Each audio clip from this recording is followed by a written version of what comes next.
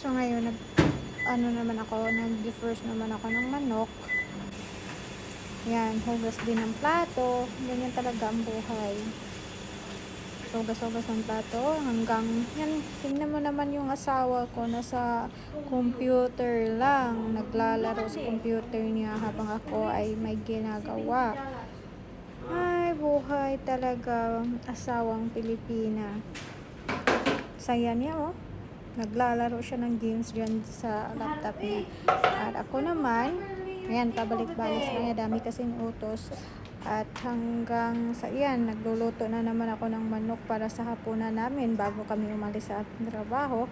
Para naman may makakain kami at hindi kami magugutom. Especially ako nasa labas, ako nasa field, ako nagtatrabaho. Walang tindahan doon, walang mall. Talagang station lang nandun at saka mga buses.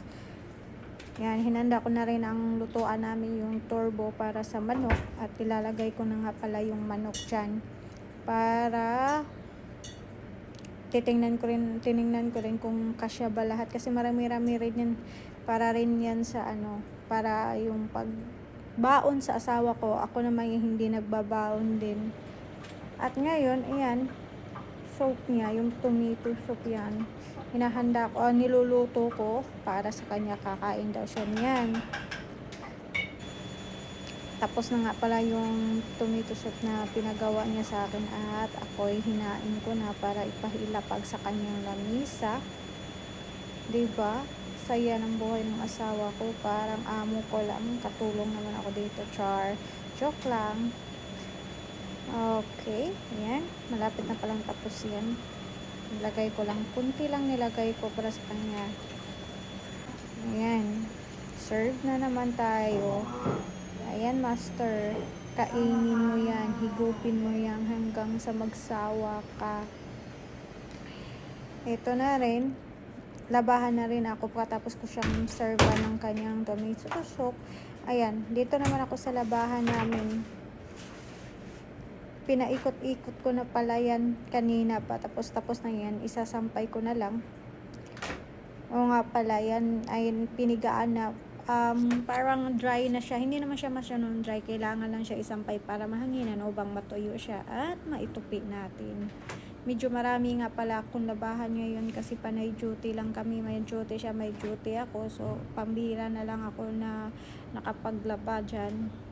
Kaya sinulit ko na habang may oras pa ako bago ako pumasok sa trabaho.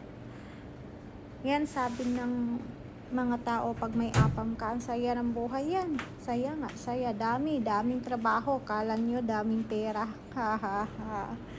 Yan, sampay-sampay lang muna natin. Pero kita nyo naman, yung asawa ko nandyan pa rin sa kanyang upuan. Hindi umalis. Ayan, kain-kain ka lang dyan. Inumin mo yung tomato soup mo. Sarap ba?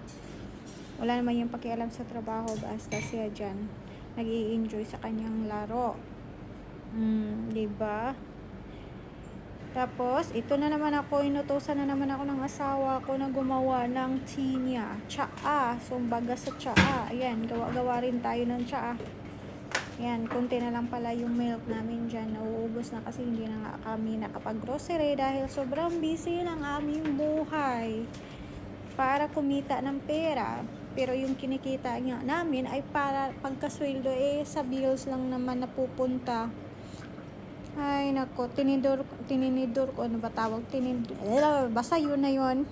Ayan, serve na naman. Sinerve ko na naman yung tea niya, diba? Ang sarap ng buhay ng asawa ko. Sana naman, balang araw, ikaw yung magsiserve sa akin. Say thank you, eh. Tapos na.